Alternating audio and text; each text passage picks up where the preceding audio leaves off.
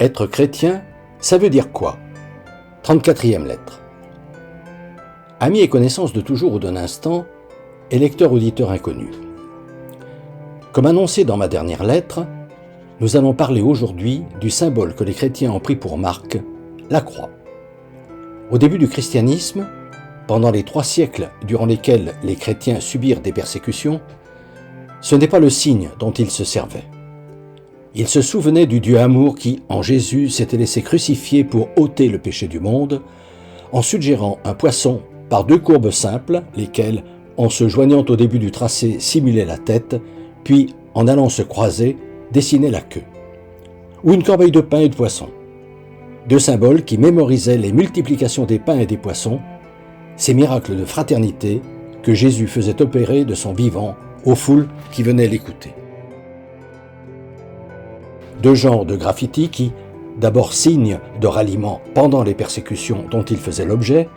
rappelaient aux chrétiens la bonne nouvelle que, je la reprends avec mes mots, Dieu est amour, il aime tous les hommes sans exception, il veut partager avec eux son bonheur, et surtout, ce qui lui tient à cœur, c'est que nous fassions de même. Car ils avaient compris que toute l'humanité ne pourrait participer à ce bonheur que si eux-mêmes s'employaient à faire passer au premier rang de leurs préoccupations la justice élémentaire dont Jean-Baptiste et Jésus avaient fait le socle de leur enseignement. Ainsi, chacun d'eux avait-il assimilé que tendre la main à toutes celles et ceux que le Créateur met sur sa route et qui ne bénéficient pas des richesses de toutes sortes dont il a été doté à sa naissance, ce partage, selon l'image simplifiée que Jean-Baptiste avait adoptée, était la condition première pour qu'advienne sur terre le royaume de Dieu, objectif premier de la bonne nouvelle. En un mot, ils avaient saisi que les hommes, tous les hommes, ne seraient heureux, vraiment heureux,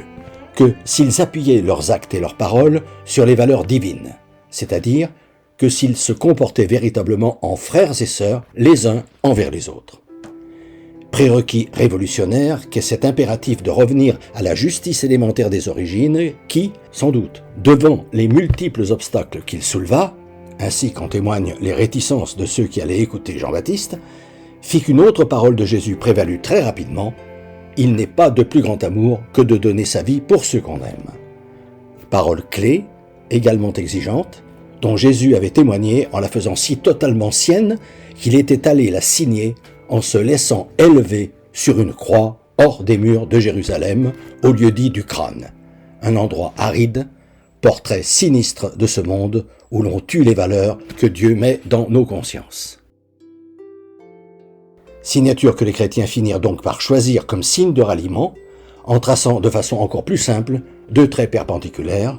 l'un court et horizontal, l'autre long et vertical, symbolisant la croix sur laquelle ceux qui étaient censés représenter Dieu et défendre ses valeurs sur terre avaient fait clouer et pendre Jésus comme un criminel. Signe nouveau qui, en rappelant jusqu'où aimer véritablement peut entraîner, présente l'intérêt de nous inclure dans le plan d'amour de Dieu que j'ai rappelé plus haut. Plan que Jésus, un jour que certains de ses coreligionnaires juifs, qui se voulaient des observateurs stricts de la loi, lui reprochaient de laisser dire de lui qu'il était fils de Dieu, c'est-à-dire Dieu dans leur langage, reprenant l'enseignement du premier chapitre de la Genèse, Dieu créa l'homme à son image, avait rappelé en leur citant la parole de Dieu lui-même, « Moi, Dieu, j'ai dit, vous êtes des dieux tous ». C'est cette signature que l'on trouvera désormais partout dans la chrétienté. En haut des clochers, dans le cœur des églises, au-dessus de l'autel,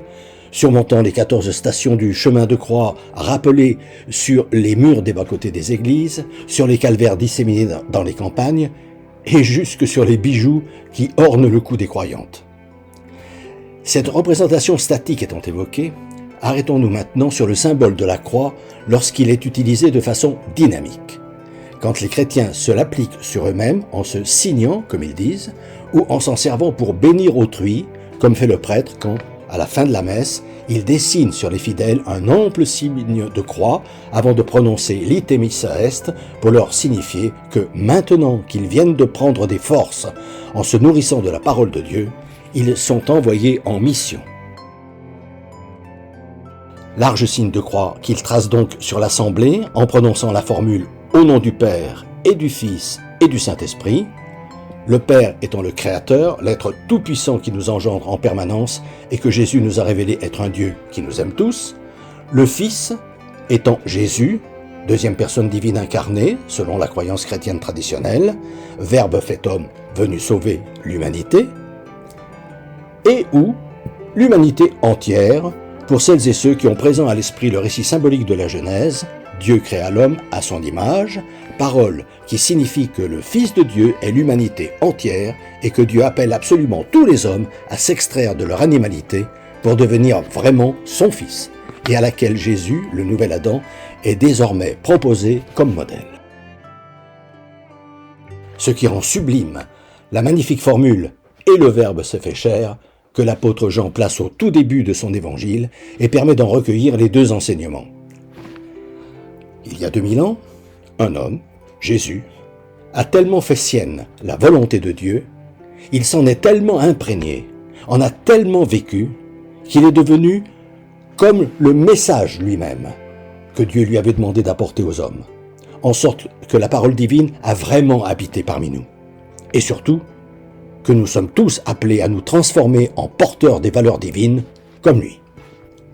Le Saint-Esprit étant la troisième personne de la Sainte Trinité, toujours selon la croyance chrétienne traditionnelle, et où ce lien de la prière qui nous permet de nous mettre à volonté en présence de notre Créateur. À la lumière de la dernière parole que Jésus lança du haut de sa croix avant qu'on lui fasse boire du vinaigre, « Mon Dieu, pourquoi m'as-tu abandonné ?» Nous poursuivrons sur ce thème de la croix dans ma prochaine lettre par la question « Pourquoi le christianisme n'en est-il que là où il en est aujourd'hui ?» Fraternellement.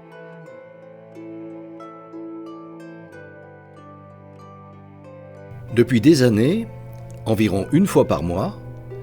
j'envoie une lettre d'information spirituelle à tout mon carnet d'adresses.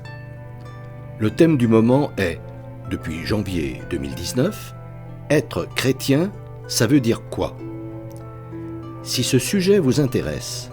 n'hésitez pas à me transmettre votre mail en vous contentant d'indiquer auditeur YouTube,